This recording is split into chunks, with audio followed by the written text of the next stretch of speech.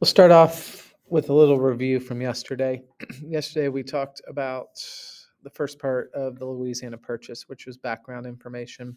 So, in 1800, there were 1 million farmers that had moved west near the Mississippi River, and they relied on the Mississippi River to get their crops back to the east. They would take them down the Mississippi River and then down around Florida and up the coast. So, the Mississippi River was super important. The problem with that was Spain controlled the Mississippi River. Um, in order to control a river, you needed New Orleans. If you controlled the city of New Orleans, which is right on the river, you controlled the entire river. So, continuing on, the story changes a little bit in 1800. Spain, in kind of a surprise move, gives Louisiana to France. What this means now is Napoleon is owns the Louisiana Territory. For the United States, this isn't great news. There was a secret treaty that was made between the French and the Spanish, and we didn't like this because Thomas Jefferson didn't trust this guy. He was very aggressive. He was constantly going to war with people, attacking people. So now we have a next door neighbor that we don't entirely trust. And the reason why Napoleon wanted Louisiana Territory, if you look at my cursor, Louisiana Territory is kind of the Midwest today. It was because of this island down here, which is called Haiti. And maybe you've heard of it, maybe you haven't. Back then, Haiti was a French colony. So Napoleon wanted to use Louisiana as a place to grow food, and then that food would be sent to Haiti to feed the slaves that were in Haiti. Like I said, Haiti was a French colony. So that was why he was interested in that. However, the story takes another twist. The slaves in Haiti, they rise up and they rebel against the French, and they eventually overthrow the French. And now France no longer has control of Haiti. So bad news if you're Napoleon, but good news for the United States because now Napoleon no longer has a huge need for Louisiana because he doesn't have this island. He doesn't need Louisiana to produce food to send to Haiti. So Jefferson realizes this. In 1803, he sends two men, James Monroe and Robert Livingston, to buy New Orleans. And the reason they wanted New Orleans, as we mentioned, New Orleans was the key to the Mississippi River. So Monroe and Livingston were given instructions, and they were authorized they could spend up to $10 million on the city or for the city. However, when they get to France and sit down with Napoleon, Napoleon kind of another twist to the story. He wants to sell them not only New Orleans, but all of the Louisiana territory. And Napoleon needed it because he needed money. He's at war with the British again, so he doesn't need this land. He offers to sell it for $15 million. But James Monroe and Livingston, Jefferson had given them instructions just to buy a city and not to spend more than $10 million. So they don't really know what to do. There's not enough time to get back to the United States to ask Jefferson and then return to France.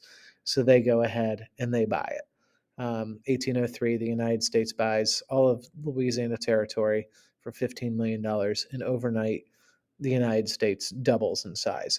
They get back and tell Jefferson. Jefferson was happy to a certain extent, but he was also worried because there's nothing in the Constitution that mentions the executive branch being able to buy land from a foreign country. So there was this period of kind of wondering if this could even be done. In the end, they worked that out. And like I said, the United States doubled in size. So if you look, this was the US and then the Western lands, and now we're getting closer and closer to the Pacific Ocean. So what you'll have to do now is you'll have to add this to your maps, and it's number 3 on your maps. The what is Louisiana Territory. Put that down. Don't put Louisiana Purchase. It's officially the Louisiana Territory. The when is 1803. And of course, the how we just discussed. You don't have to add that to your map. Bought it from the French and Napoleon.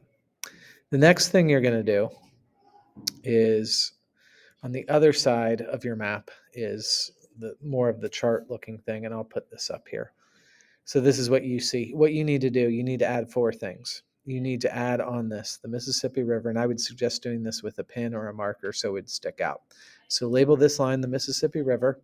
Down here, make a star, add New Orleans, Appalachian Mountains across here, and Washington, D.C. Because The reason I'm having you add these, the Appalachian Mountains, the Mississippi River, and New Orleans are all a part of the story of the purchase of Louisiana. So go ahead and hit pause, and then you'll come back to this once you have those labeled. Okay, now the next thing you're going to do, you're going to have to answer this question. You're going to have to determine if you personally think that the United States was justified in how they got this land being Louisiana. And in order to do this correctly, we have to review justified. That means having a good or fair reason. So what you're going to do, you're going to do two things. First thing, you're going to have to rank your level of justification. I'll show you the scale.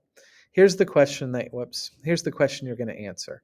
And you're actually going to do it directly on that chart. But what I want you to do in 2 sentences on your chart, explain whether you think the United States expanding into the Louisiana Territory was justified.